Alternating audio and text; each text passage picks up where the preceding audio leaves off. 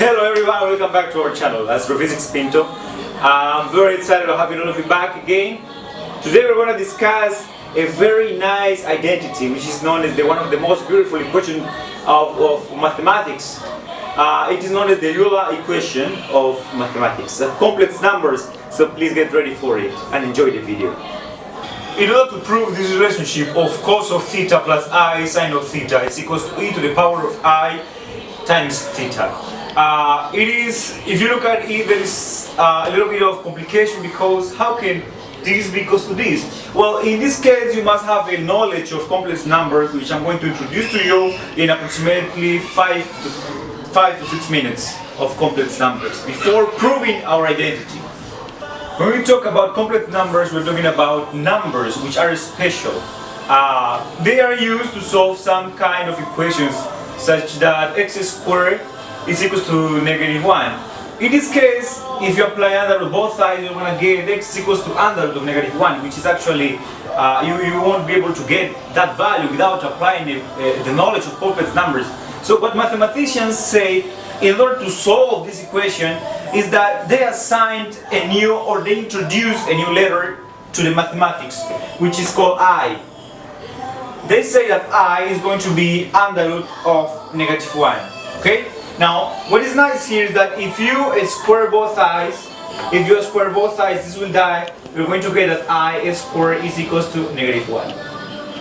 A complex number is divided by z, where z is equals to a plus ib, where a plus ib, they belong to the complex numbers. So let me write that a plus ib, they belong to the complex numbers. But if you consider this side, you say that a and b, they belong to the real numbers, because these a and b are real numbers. While you may say that the real part of z is going to be a, and the imaginary part of z is going to be b. So also we can represent the complex number in the way of a Cartesian form, whereby you have a real part, your real part is going to be here down, and your imaginary part. Your real part consists of a, as you can see here from our equation of a, while the imaginary part is going to consist of ib. Now the resultant of those is going to be z, which is going to be our complex number. If you come closer to our Cartesian graph here, we say that there is a complex number z making an angle theta with the horizontal. But remember, we say that the horizontal is going to be our real part of the imaginary number, and that our upper part is going to be the imaginary part. So by definition, if you want to split them, we can say that this here down is going to be cos of theta. Okay? Now if you want to divide a component here upward, you're going to get sine of theta. But remember, this is the positive, this is the real part, this is the imaginary part. Means that this is going to consist of I. So by knowing so, we may say that z is going to be cos of theta plus I sine of theta. Differentiate both sides with respect to theta means that you're going to get here dz over d theta is going to be, if you differentiate cos of theta, you're going to get negative sine of theta.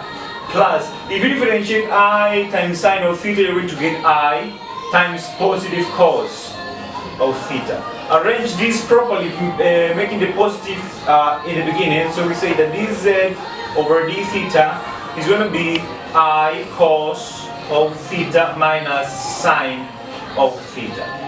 If you come to our first equation, I may ask you to multiply both sides by I.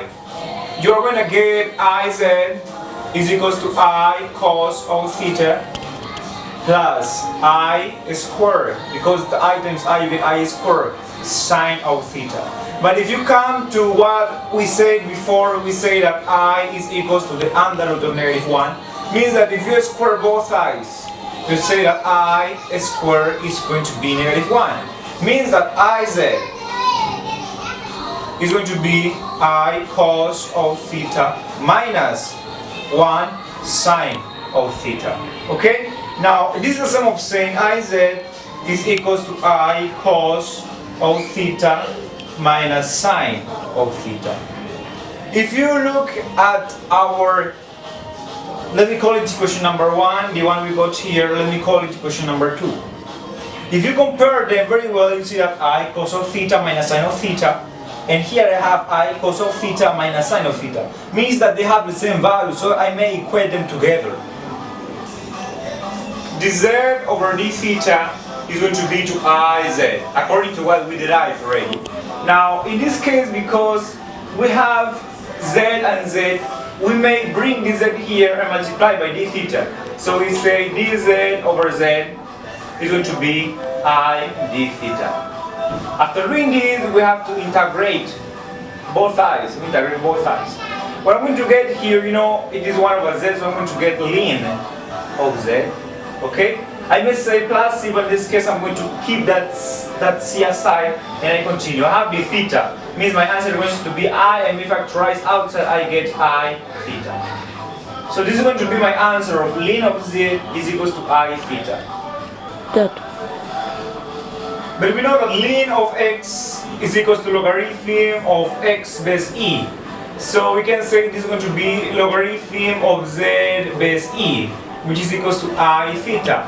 If we convert into an exponential form, I think you remember very well, I said that e power the I theta is equals to z.